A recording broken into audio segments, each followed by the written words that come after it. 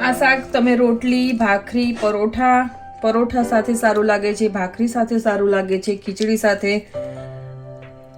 તો તમે આ શાક રેસીપી જરૂરથી બનાવજો. અને ગમી હોય આ રેસીપી, આ વિડીયો ગમ્યો હોય તો એક લાઇક અને એક થમ્સ અપ જરૂરથી કરજો અને કમેન્ટ પણ કરી શકો છો. Hello friends, welcome to my channel. આજે તમારી સાથે એક એવું શાકની રેસીપી શેર કરું છું. જો તમારા ઘરમાં કોઈ શાક ન અવેલેબલ હોય તો તમે આનું શાક ઇઝીલી બનાવી શકો છો અને ખૂબ જ ટેસ્ટી એવું શાક બને છે. જો તમે ક્યારેય ન બનાવ્યું હોય તો એકવાર આ રેસીપી જરૂરથી ટ્રાય કરજો. અહીં મેં ઓઇલ ગરમ કરવા મૂકી દીધું છે પેનમાં. અત્યારે હું શાક એક પૂરતું જ બનાવું છું, મારા પૂરતું ઓનલી. એટલા માટે મેં નાનું પેન લીધું છે. તમે જો વધારે બનાવવાનું હોય શાક તો તમે મોટું પેન લઈ શકો છો. પણ એકવાર શાક રેસીપી જરૂરથી ટ્રાય કરજો, તમને ખૂબ જ ભાવશે આ શાક. તો ચાલો આજે આપણે શાકની રેસીપી શરૂ કરશું. આજે આપણે બનાવશું કોથમરીનું શાક, લોટવાળું. જેમ આપણે પાલકનું શાક બનાવી ઘણીવાર લોટવાળું, મેથીનું શાક લોટવાળું બનાવતા હોઈએ છીએ, ઘણા એવા લોટવાળા શાક બનતા હોય છે. આપણે મૂળાના પાનનું લોટવાળું શાક બનાવીએ છીએ. એવી જ રીતે આજે આપણે કોથમરીનું શાક બનાવશું. કોથમરીનું શાક ખૂબ જ ટેસ્ટી લાગે છે. તો તેલ આપણું ગરમ થઈ ગયું છે. હિંગ એડ કરી દઈશું, થોડી રાઈ એડ કરશું. હવે અહીં લીધું છે આદુ મરચા લસણની પેસ્ટ છે. તમે લસણ પણ લઈ શકો છો ખાલી. અહીં મારી પાસે પેસ્ટ અવેલેબલ હતી એટલે મેં લીધું છે. તમે તમારા સ્વાદ અનુસાર લઈ શકો છો. અહીં મેં 2 મોટી ચમચી જેટલું મેં એડ કર્યું છે. ગેસને મેં ધીમો કરી દીધો છે. હવે સાતળી લેશું થોડી વાર માટે, જેથી આની કચાશ હોય લસણની, આદુ મરચાની, એ નીકળી જાય. હવે અહીં મેં કોથમરી લીધી છે. અહીં મેં 1 મુઠ્ઠીથી થોડી વધારે લીધી છે.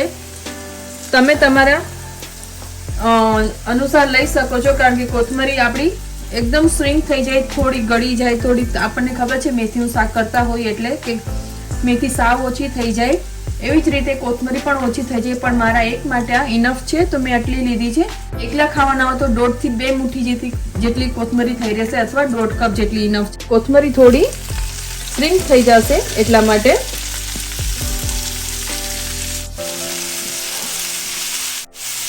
હવે આપણે આમાં મસાલા કરી લેશું.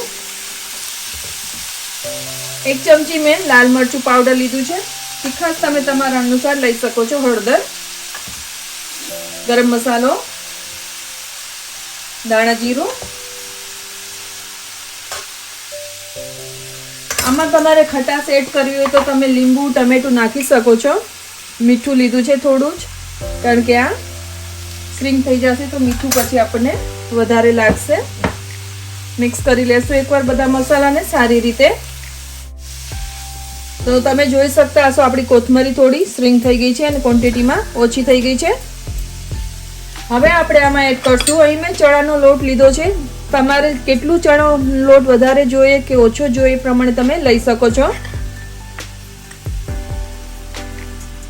આપણો જે દાળનો ચમચો આવતો હોય છે એનાથી હું 1.5 ચમચો જેટલું ચણાનો લોટ એડ કરીશ, કારણ કે મને ચણાનો લોટ વાળું શાક વધારે ભાવે.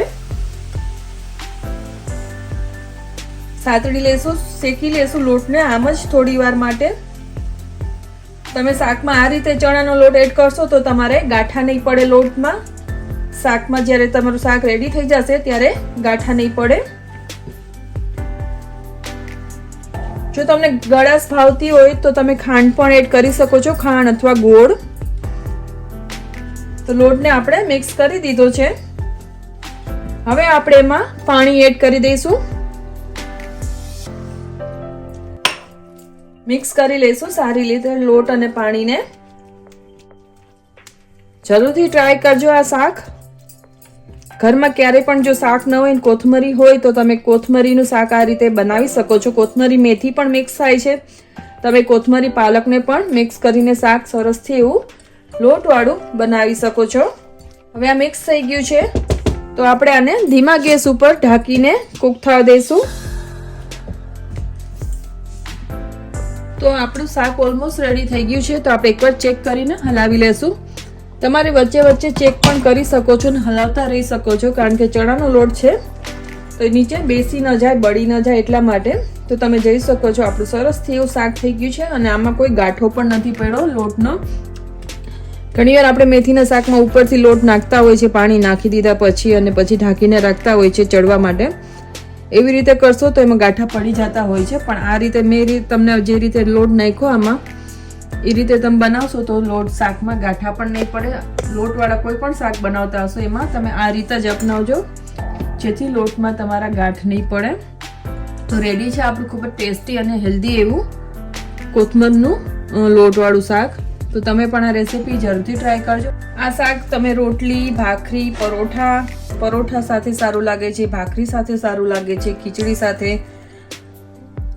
તો તમે આ શાક રેસીપી જરૂરથી બનાવજો. અને ગમી હોય આ રેસીપી, આ વિડીયો ગમ્યો હોય તો એક લાઈક અને એક થમ્સ અપ જરૂરથી કરજો અને કમેન્ટ પણ કરી શકો છો. તો નેક્સ્ટ ટાઈમ તમારી સાથે હું જ્યારે પણ બીજું શાક લોટવાળું બનાવીશ, કોથમરી પાલકનું છે, કોથમરી મેથીનું છે, ત્યારે પણ તમારી સાથે એની રેસીપી અને વિડીયો જરૂરથી શેર કરીશ. તો રેડી છે આપણું ખૂબ જ ટેસ્ટી હેલ્ધી એવું કોથમરીનું શાક. ઘરમાં કોઈ શાક ના હોય ત્યારે તમે આ શાક જરૂરથી બનાવજો. તો થેન્ક યુ ફોર વોચિંગ. મળશું આપણે નવા વિડીયો નવી રેસીપી સાથે. ત્યાં સુધી આવજો.